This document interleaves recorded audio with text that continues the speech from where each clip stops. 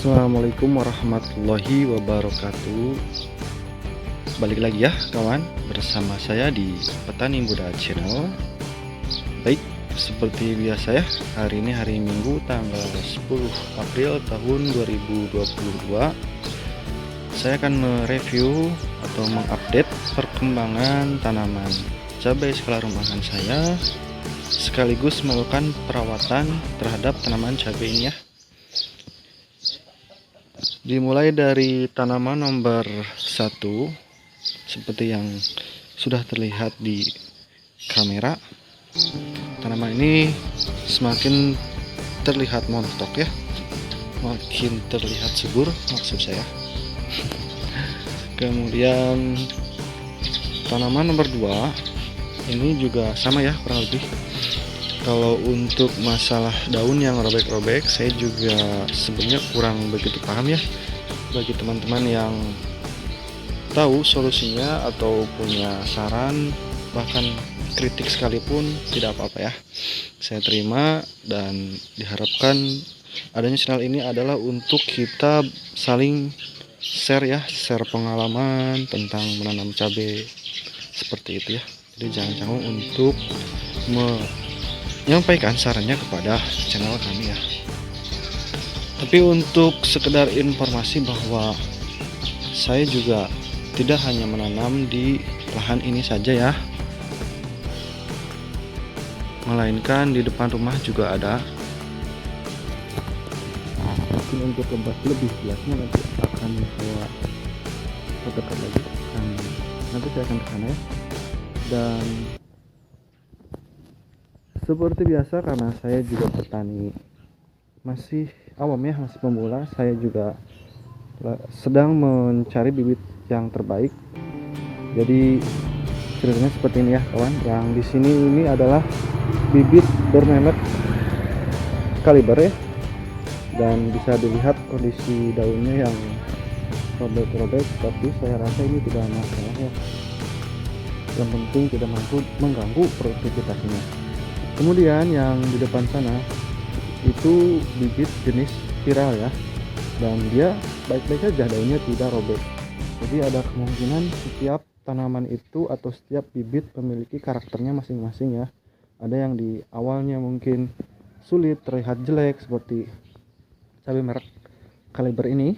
Ada juga yang dari kecil dia baik-baik saja ya, tidak menimbulkan atau memperlihatkan gejala-gejala yang aneh, normal-normal saja.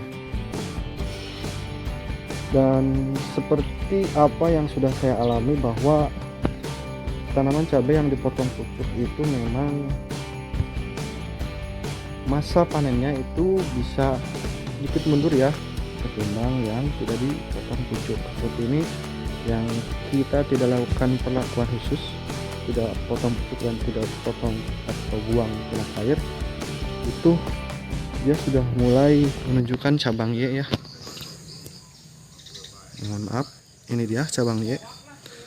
Ada juga di sebelah sana sudah keluar cabang Y. Tapi untuk yang kita potong pucuk, dia masih seperti ini ya, belum keluar cabang Y. Namun ini juga kalau kita jeli sudah ada ya, bakalan buah atau bunga ya.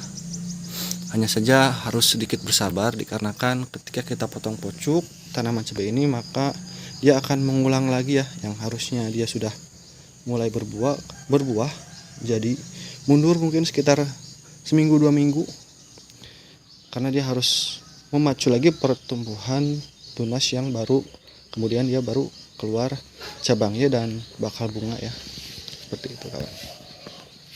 Tapi untuk yang lainnya ini juga sudah mulai membaik ya, daunnya sudah mulai terlihat lebih subur, lebih hijau dan tidak robek-robek. Walaupun masih ada juga yang robek, tapi yang robek ini adalah robek di awal tanam ya. Jadi dari awal-awal sudah pada robek, walaupun ini juga ada ya yang robek, tapi sekali saya masih optimis dengan tanaman cabai ini akan maksimal ya nantinya pada saat berbuah. Hampir semuanya robek-robek ya. Dan yang 3 ini 1, 2, 3 ini yang kita buang tunas airnya. dan kita hanya pelihara batang utama ini saja ya. Sudah terlihat lagi ini tunas air yang baru, dan nanti pada hari Kamis minggu depan akan saya rempel, saya buang lagi ya. Kita pelihara tunas utamanya saja ya.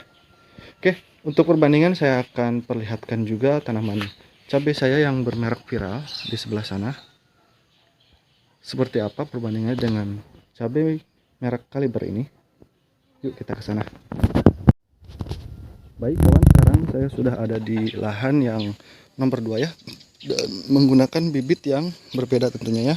Kalau ini saya menggunakan bibit yang bermerek viral. Kita lihat saja nanti pada hasil akhirnya akan lebih maksimal yang mana ya, antara yang viral dengan yang Kaliber di sebelah sana ya. Kemudian ada juga bibit yang lain seperti yang di sana. Ini adalah bibit Ori 212 ya. Cuman sayangnya di awal tanam itu bibit Ori dia sering terkena layu ya. Jadi tiba-tiba dia layu atau terkena busuk batang, makanya tinggal segini ya. Begitu. Jadi kesimpulannya bagi saya bibit Ori itu dia tidak tahan layu ya. Berbeda dengan Kaliber atau merek viral ya. Walaupun merek viral ini pun ada yang satu kemarin yang mati karena tiba-tiba layu, tapi masih mending ketimbang yang Ori yang di belakang sana ya. Dan kalau untuk merek Kaliber di sana alhamdulillah tidak ada yang, atau belum ada yang layu ya, karena di kemasannya pun dia mengklaim bahwa dia sudah tahan layu ya, tahan patek juga, tapi tinggal kita buktikan saja sendiri ya. Ya seperti inilah yang bermerek viral ya, kelihatan normal-normal saja, baik-baik saja ya. Dan kebetulan selain tanaman yang di sana itu saya perlakukan hanya pelihara batang utamanya saja ya. Jadi tunas air saya buang semua, saya rempel semua, karena saya ingin mencoba juga ya hal yang baru. Karena untuk potong pucuk itu dulu saya pernah melakukan dan sudah tahu hasilnya seperti apa. Dan sekarang kebalikannya ya, yang tadinya suka dipotong pucuk, saya pucuknya tidak potong dan justru saya pelihara tunas utama ini. Dan jika ada tunas air saya buang juga ya. Sepertinya sih ya, menurut pengalaman saya juga ada beberapa pohon yang waktu itu sempat saya tidak potong pucuk, dan memang terbukti buah yang atau tanaman yang tidak kita potong pucuk itu dia memiliki buah yang lebih besar ya ukurannya ketimbang yang dipotong pucuk. Mungkin masuk akal juga ya, karena yang kita potong pucuk itu otomatis dia lebat, buahnya banyak, yang akhirnya sumber nutrisi yang hanya satu-satunya dari bawah ini dibagi ke beberapa cabang tunas air dan mengakibatkan tanaman atau buahnya itu menjadi kecil ya, karena dibagi-bagi untuk buah yang banyak ya. Memang kalau dari kelebatan itu lebih lebat atau lebih banyak yang kita potong pucuk ya, namun dengan perbandingan kualitasnya itu jauh ya, lebih baik yang tidak potong pucuk. Oke, kita balik lagi ke lahan sana ya. Ya baik, seperti yang kita sudah jadwalkan, kita akan menuju ke perawatan, yakni pencegahan hama seperti serangga ya, atau ulat penggerayap batang atau penggerek batang, hama trips, tungau, dan lain sebagainya dengan menggunakan insektisida demolis ya, dan yang berbahan aktif abamectin. Mungkin untuk kedepannya saya juga akan mencoba pola tanam tanaman yang menggunakan organik ya, dikarenakan pengetahuan saya masih minim di bidang organik. Jadi untuk sementara tanaman cabai ini akan saya gunakan perawatan sesuai dengan pengetahuan saya, yakni masih menggunakan kimiawi. Oke, untuk mempersingkat waktu kita menuju ke persiapan pembuatan insektisida ya. Ya, tepat di hadapan kita sudah ada sprayer yang berkapasitas 1 liter dan juga insektisida bermerek Demolish yang memiliki bahan aktif abamectin. Kita ikuti saja anjurannya ya, yakni untuk 1 liter air itu kita campur dengan setengah cc insektisida ya, atau setengah mili. Kebetulan sudah saya ambilkan setengah mili, terlihat tidak di kamera. Mohon maaf jika blur ya, karena saya hanya menggunakan tangan satu. Kurang lebih ya setengah mili. Oke, kita masukkan saja ke sprayer ini, lalu kita kocok dan aplikasikan ke tanaman ya.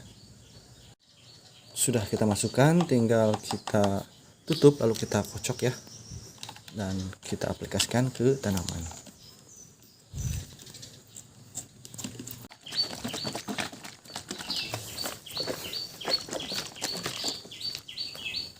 Mari kita aplikasikan ke tanaman. Seperti biasa, bawah daun kita utamakan dulu, bawah daun ya, karena yang sulit dijangkau itu, dan tempatnya hama hinggap itu rata-rata di bawah daun ya, tempat favoritnya dia. Kemudian pucuk dan semua area ya, batang juga.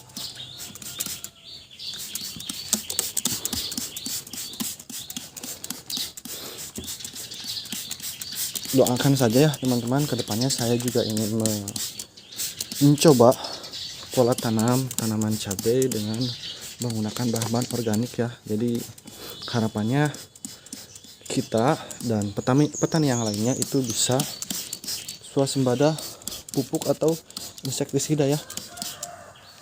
Jadi kita tidak ketergantungan ke produk-produk pabrikan ya.